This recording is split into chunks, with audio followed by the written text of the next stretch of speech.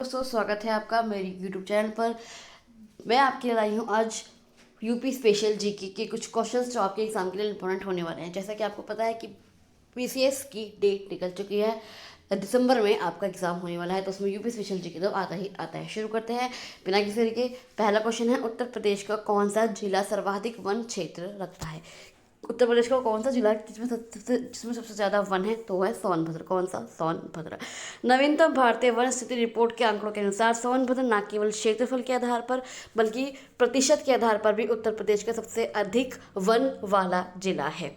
सर्वाधिक वन क्षेत्र वाला जिला सोनभद्र, जो कितना है, जो लगभग 2400 वर्ग किलोमीटर से भी अधिक है। जो यहाँ का भौगोलिक क्षेत्रफल का लगभग 35% से 36% हिस्सा वनाच्छादित है, मतलब वन से घिरा हुआ है। 35 से 36% तक आपका हिस्सा। जो सबसे ज़्यादा वन वाले जिले हैं वो कौन से हैं? सबसे पहले आपका सोनभद्र आता है, उसके बाद लखीमपुर खीरी आता है और उसके बाद मिर्ज़ापुर आता है। नेक्स्ट क्वेश्चन आता है, उत्तर प्रदेश में शारदा नदी किस नदी की सहायक है? कौन सी नदी शारदा नदी किस नदी की सहायक है? तो वो है आपकी घाघरा। किसे? घाघरा। तो शारदा नदी है, जिसे काली नदी के रूप में भी जाना जाता है, घाघरा नदी की प्रमुख सहायक नदी है। शारदा नदी कहाँ है? शारदा नदी उत्तराखंड के पिथौरागढ़ जिले में। कौन से? उत्तराखंड के पिथौरागढ़ जिले में हिमालय से निकलती है और उत्तर प्रदेश के सीतापुर जिले में। कहाँ पर मिलती है? उत्तर प्रदेश के सीतापुर जिले में बहराम घाट नामक स्थान पर घाघरा नदी में मिल जाती है। यह हिमालय में काला पानी के निकट मिलान हिमानद से निकलती है। इस नदी पर उत्तर प्रदेश की सबसे बड़ी और महत्वपूर्ण नहर प्रणाली शारदा नहर निर्मित है। कौन सी? शारदा नहर। कौन कौन सी मुख्य नदी है जो उत्तर प्रदेश की है? वो है आपकी गंगा, यमुना और घाघरा। नेक्स्ट क्वेश्चन आते हैं, यूपी के किस जिले को भारत का मैनचेस्टर कहा जाता है? कौन सा है वो जिला जिसे भारत का मैनचेस्टर कहा जाता है? तो वह आपका कानपुर। कौन सा? कानपुर। इसे यह संज्ञा इसके विशाल सूती वस्त्र उद्योग, क्योंकि यहाँ पर जो कॉटन टेक्सटाइल इंडस्ट्री है, यहाँ पर सूती वस्त्रों का उद्योग है, इस कारण इसे भारत का मैनचेस्टर संज्ञा दी गई। 19वीं और 20वीं शताब्दी के दौरान कानपुर उत्तर प्रदेश में कपड़ा मिलों का सबसे बड़ा केंद्र बनकर उभरा था। और कौन कौन से हैं भारत का मैनचेस्टर?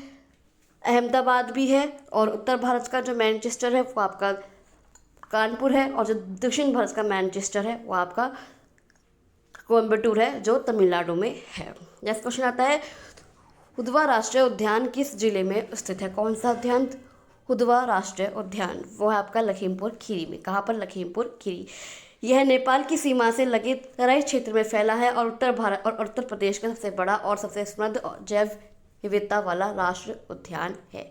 लखीमपुर खीरी क्षेत्रफल की दृष्टि से भी सबसे बड़ा जिला है उत्तर प्रदेश का, और इसका काफ़ी बड़ा हिस्सा भी वनों से घिरा हुआ है। और कब स्थापना हुई थी इस उद्वा नेशनल पार्क की? तो 1977 में। कब? 1977 में इसकी स्थापना हुई थी।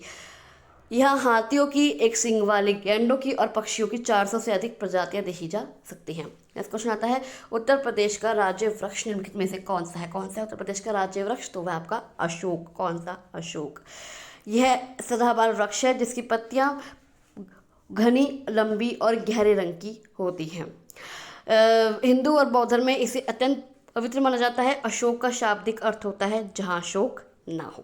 नेक्स्ट क्वेश्चन आता है, उत्तर प्रदेश का राजकीय पुष्प निम्नलिखित में से कौन सा है? तो वह आपका पलाश। कौन सा? पलाश।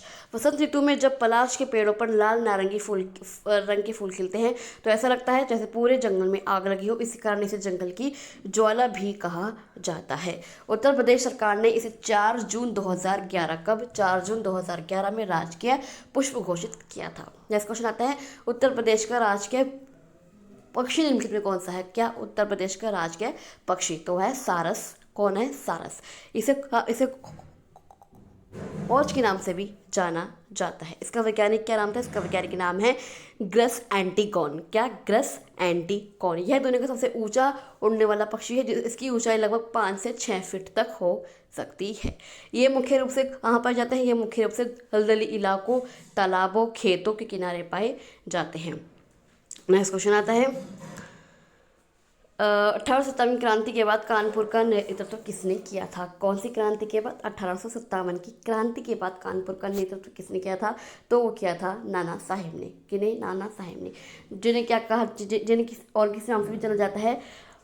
धोंडू पंत। किसे? धोंडू पंत। ये अंतिम पेशवा बाजीराव द्वितीय के दत्तक पुत्र थे। अंग्रेजों द्वारा इनकी पेंशन रोके जाने के कारण वे इनके कट्टर विरोधी बन गए थे। 5 जून 1857 में क्या हुआ था? क्रांति क्यों हुई थी? कानपुर में सिपाहियों ने विद्रोह शुरू किया और नाना साहेब को अपना नेता चुना।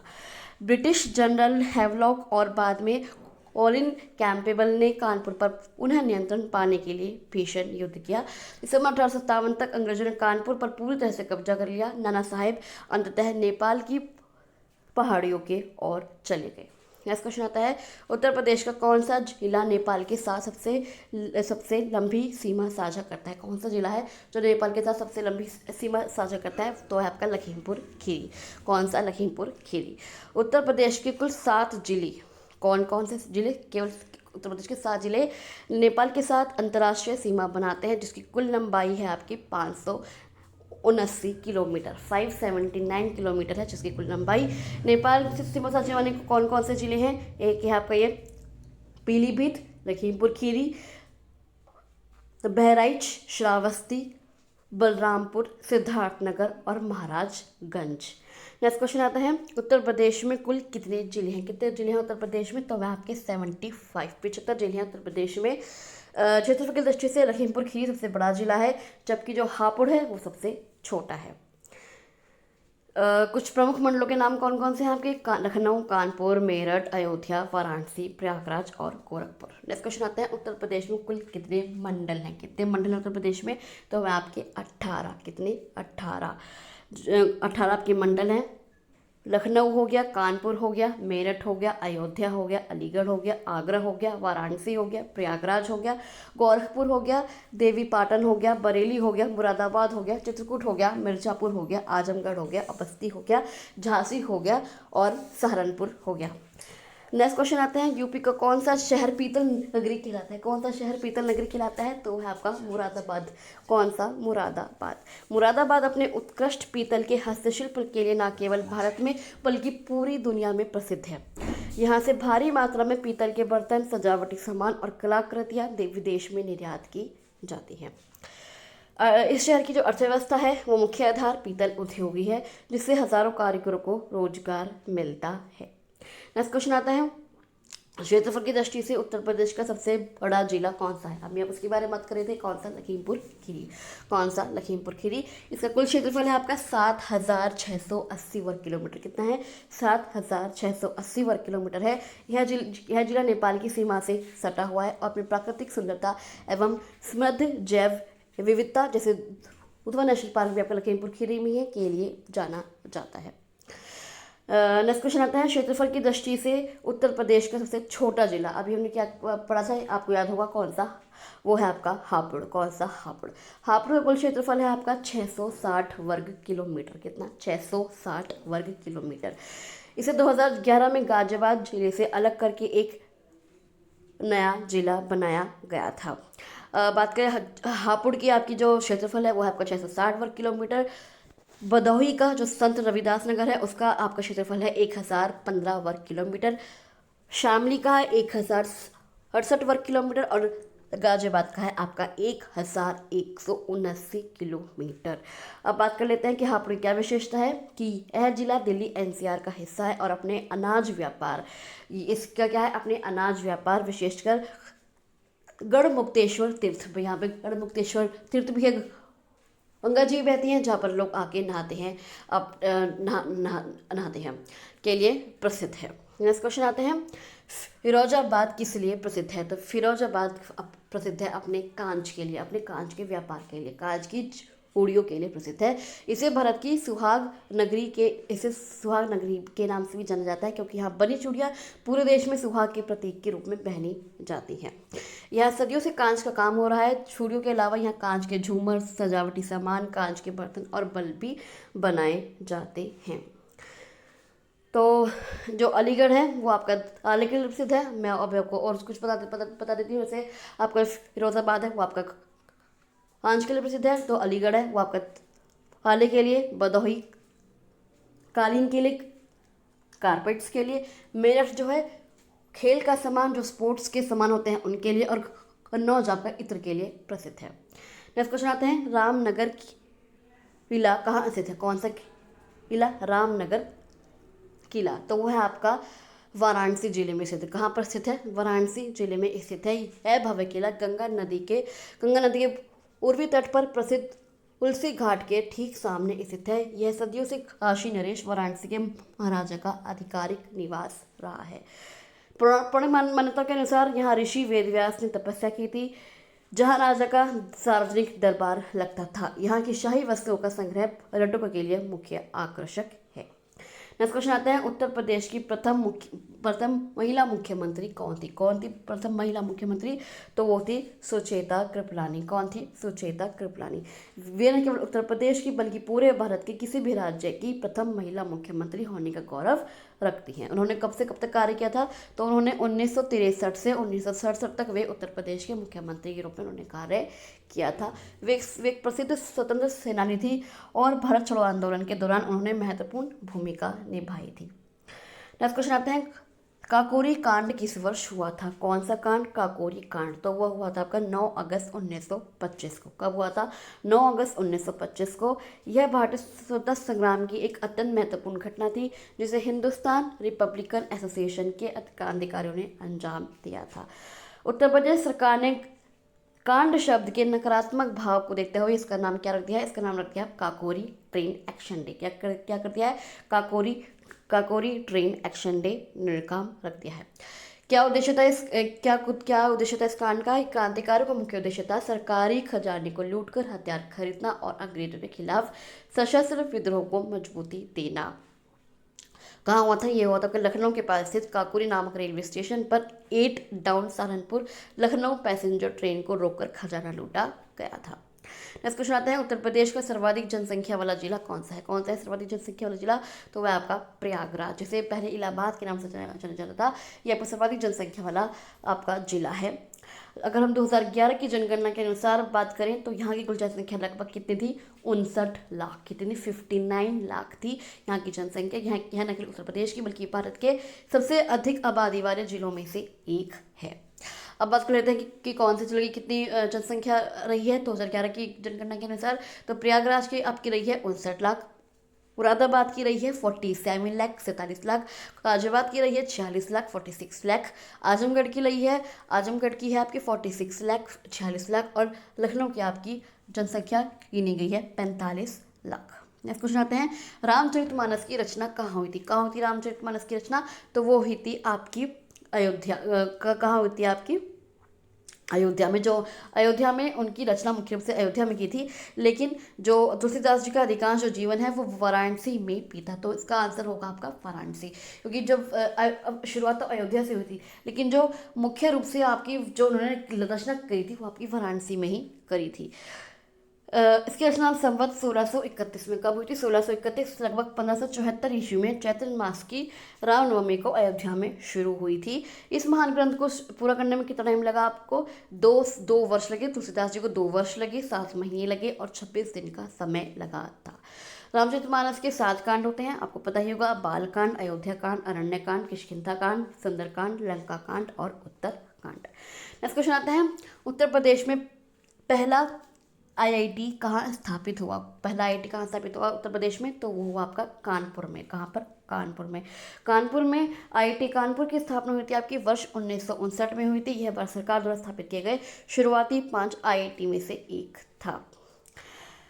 और वर्तमान में उत्तर प्रदेश में कौन कौन से आईआईटी हैं? तो आईआईटी कानपुर, जिसकी स्थापना हुई थी आपके 1959 में। एक है आपका आईआईटी बीएचयू वाराणसी में, इसे 2012 में आईआईटी का दर्जा दिया गया था। नेक्स्ट क्वेश्चन आता है, बेगम हजरत महल का संबंध किस शहर से? किनका? बेगम हजरत महल का, तो वो आपका लखनऊ से। कहाँ पर? लखनऊ से। उन्हें अवध की बेगम के नाम से भी जाना जाता है। जब 1857 में प्रथम स्वतंत्रता संग्राम हुआ था तो उन्होंने ब्रिटिश ईस्ट इंडिया कंपनी के विरुद्ध लखनऊ में विद्रोह का सफल नेतृत्व किया था। उन्होंने लखनऊ की घेराबंदी के दौरान क्रांतिकारियों का नेतृत्व किया। वे युद्ध के मैदान में स्वयं भी सक्रिय रही और सैनिकों का हौसला बढ़ाया। उनके सम्मान में भारतीय सरकार ने 1984 में एक डाक टिकट भी जारी किया था। नेक्स्ट क्वेश्चन आता है, यूपी की इत्र नगरी कौन सी है? मैंने अभी आपको एक क्वेश्चन में आपका आया था ये आंसर, यूपी की इत्र नगरी कौन सी है, तो वह आपकी कन्नौज। कौन सी? कन्नौज। कन्नौज में इत्र बनाने की कला बहुत पुरानी है। यहाँ आज भी पारंपरिक देग भपका विधि से का उपयोग किया जाता है, जिससे रसायनों के बजाय ताजे फूलों और लकड़ियों का इस्तेमाल होता है। सरकार ने यहाँ इत्र के व्यापार को आधुनिक बढ़ावा देने के लिए एक अंतर्राष्ट्रीय इत्र पार्क, एक इंटरनेशनल परफ्यूम पार्क और संग्रहालय भी विकसित किया है। नेक्स्ट क्वेश्चन आता है, गोमती नदी किस शहर से होकर बहती है? तो वह आपकी लखनऊ। किससे? लखनऊ। गोमती नदी को लखनऊ की जीवन रेखा माना जाता है। यह उत्तर प्रदेश की उन प्रमुख नदियों में से एक है जिसका उद्गम हिमालय से न होकर मैदानी क्षेत्र से होता है। और कौन कौन से शहर हैं जो गोमती नदी के किनारे बसे हैं? तो वह आपका लखनऊ, जौनपुर, सुल्तानपुर और पीलीभीत। गोमती नदी यह पीलीभीत के जिले के फुलहर झील, जिसे गौमत ताल भी कहते हैं, से निकलती है। नेक्स्ट क्वेश्चन आते हैं, उत्तर प्रदेश की सीमा कितने राज्यों से लगती है? तो वह आपकी 8 राज्यों से। 8 राज्यों से और एक केंद्र शासित प्रदेश से। तो 9 से होकर लगती है उत्तर प्रदेश की सीमा। यदि केवल राज्यों की बात की जाए तो उनकी संख्या 8 है और एक आपका दिल्ली में शामिल किया जाए क्योंकि दिल्ली केंद्र शासित प्रदेश है। तो 9 प्रशासनिक इकाइयाँ उत्तर प्रदेश के साथ सीमा साझा करती हैं। कौन कौन से हैं? उत्तर में है आपका उत्तराखंड और हिमाचल प्रदेश, पश्चिम में है आपका हरियाणा, राजस्थान और दिल्ली, दक्षिण में है आपका मध्य प्रदेश और छत्तीसगढ़ और पूर्व में है आपका बिहार और झारखंड। नेक्स्ट क्वेश्चन आता है, उत्तर प्रदेश का कौन सा जिला सबसे बाद में गठित हुआ? कौन सा जिला सबसे बाद में गठित हुआ? कौन सा जिला सबसे बाद में गठित हुआ? तो वह आपका हापुड़। कौन सा? हापुड़ आपका सबसे बाद में गठित हुआ। ये आपका 2011 में गठित हुआ था। नेक्स्ट क्वेश्चन आते हैं, संत कबीर नगर किसके नाम? संत कबीर नगर जो जिला है वो किसके नाम पर है? किसके नाम पर है? वो आपका संत कबीर के नाम पर ही है। संत कबीरदास के नाम पर रखा गया है। इस जिले का गठन कब हुआ? इस जिले का गठन हुआ आपका 5 सितंबर 1977 में। कब? 5 सितंबर 1977 में इस जिले का गठन हुआ था। इस जिले का सबसे महत्वपूर्ण स्थान है मगहर। कौन सा? मगहर है। मगहर संत कबीर जिले का सबसे महत्वपूर्ण स्थान है। प्रसिद्ध मान्यता थी कि काशी में मरने वाला स्वर्ग जाता है और मगहर में मरने वाला नरक। संत कबीर ने इस अंधविश्वास को तोड़ने के लिए अपने जीवन के अंतिम क्षण मगहर में ही बिताए थे। नेक्स्ट क्वेश्चन आता है, उत्तर प्रदेश का सबसे बड़ा वन्यजीव अभयारण्य कौन सा है? कौन सा है wild life sanctuary Uttar Pradesh का? तो वह आपका हस्तिनापुर। कौन सा? हस्तिनापुर। ये आपका जो सेंचुरी है लगभग 2073 वर्ग किलोमीटर के विशाल क्षेत्र में फैला हुआ है। कितना? 2073, जिसकी स्थापना हुई थी आपकी वर्ष 1986 में। कब हुई थी? इसकी स्थापना वर्ष 1986 में की गई थी। यह उत्तर प्रदेश के कई जिलों में फैला है, जिसमें मेरठ, मुजफ्फरनगर, हापुड़, बिजनौर और अमरोहा शामिल है। कौन कौन से और आपके वाइल्ड लाइफ सेंचुरी हैं? एक आपका दुधवा नेशनल पार्क है जो आपका लखीमपुर खीरी में है। चंद्रप्रभा सेंचुरी है जो आपका चंदौली में है। कतरनिया घाट जो है जो आपका बलिराज में है। और महावीर स्वामी अभयारण्य है जो आपका ललितपुर में है। नेक्स्ट क्वेश्चन आता है, उत्तर प्रदेश में सबसे अधिक जो चीनी मिलें हैं वो किस जिले में है? वो है आपका मुजफ्फरनगर। कौन सा? मुजफ्फरनगर में सबसे अधिक आपकी चीनी मिलें। मुजफ्फरनगर को भारत की चीनी का कटोरा भी कहा जाता है। चीनी का कटोरा भी कहा जाता है किसको? मुजफ्फरनगर को। यहाँ चीनी मिलों की संख्या और गन्ने का उत्पादन पूरे राज्य में सबसे अधिक है। चीनी और गन्ना उत्पादन के मामले में उत्तर प्रदेश भारत का अग्रणी राज्य है। सबसे अधिक जो आपकी चीनी मिलें हैं वो उत्तर प्रदेश के मुजफ्फरनगर जिले में पाई जाती है। मुजफ्फरनगर के अलावा बिजनौर, सहारनपुर और मेरठ भी चीनी उत्पादन के बड़े केंद्र हैं। जो पहली चीनी मिल थी वो उत्तर प्रदेश और भारत की पहली चीनी मिल जो थी वो 1903 में अरवरिया जिले के प्रतापपुर में स्थापित की गई थी। क्वेश्चन आता है, लखनऊ किस नदी के तट पर स्थित है? अभी आपको वो क्वेश्चन आया था, लखनऊ किस नदी के तट पर स्थित है? तो वह आपका गोमती नदी के तट पर स्थित है। यह नदी लखनऊ शहर को 2 हिस्सों में विभाजित करती है। एक तरफ पुराना लखनऊ जैसे चौक, अमीनाबाद आदि, और दूसरी तरफ नया लखनऊ से गोमती नगर, हजरतगंज आदि। तो चलिए ये ऐतिहासिक क्वेश्चंस। आई होप आपको क्वेश्चन अच्छे लगे होंगे। अगर आपको वीडियो अच्छी लगे तो आप इस वीडियो को लाइक कर सकते हैं, शेयर कर सकते हैं और इस चैनल को सब्सक्राइब करके जरूर जाएगा। चलिए मैं आपसे मिलती हूँ अगले वीडियो में, तब तक के लिए थैंक यू सो मच।